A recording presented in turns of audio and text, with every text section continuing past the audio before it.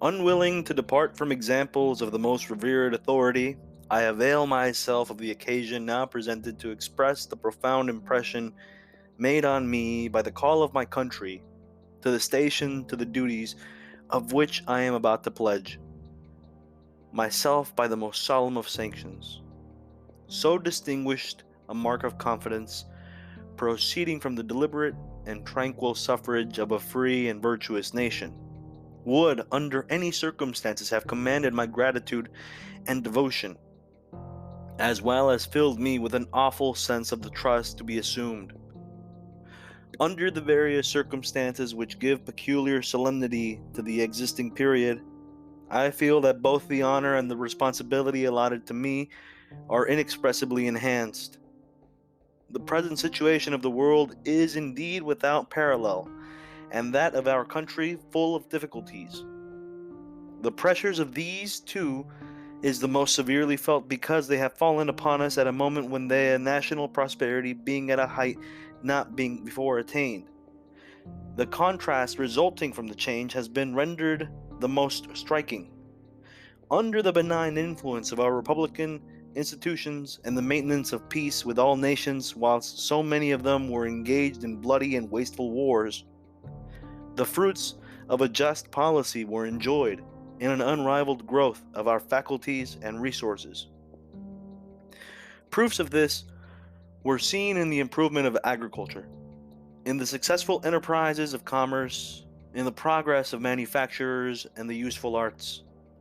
in the increase of the public revenue and the use made of it in reducing the public debt,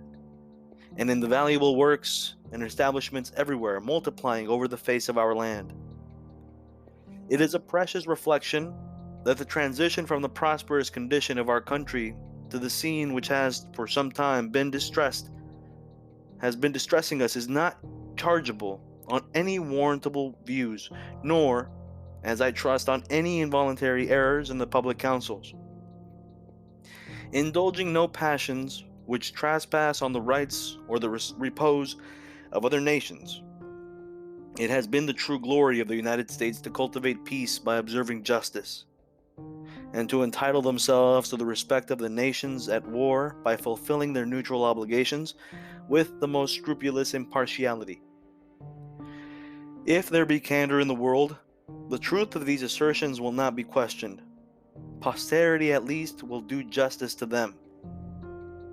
This unexceptionable course could not avail against the injustice of violence of the belligerent powers in their rage against each other, or impelled by more direct motives. Principles of retaliation have been introduced equally contrary to universal reason and acknowledged law. How long their arbitrary edicts will be continued in spite of the demonstrations that not even a pretext for them has been given by the United States, and of the fair and liberal attempt to induce a revocation of them, cannot be anticipated. Assuring myself that under every vicissitude,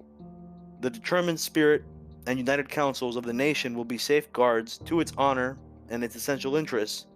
I repair to the post assigned to me with no other discouragement than what springs from my own inadequacy to its high duties. If I do not seek under the weight of this deep conviction, it is because I find some support in a consciousness of the purpose and confidence in the principles which I bring with me into this arduous service. To cherish peace and friendly intercourse with all nations having correspondent dispositions, to maintain sincere neutrality towards belligerent nations, to prefer in all cases amicable discussion and reasonable accommodation of differences to a decision of them by an appeal to arms, to exclude foreign intrigues and foreign parallelities, so degrading to all countries and so baneful to free ones, to foster a spirit of independence, to invade the rights of others,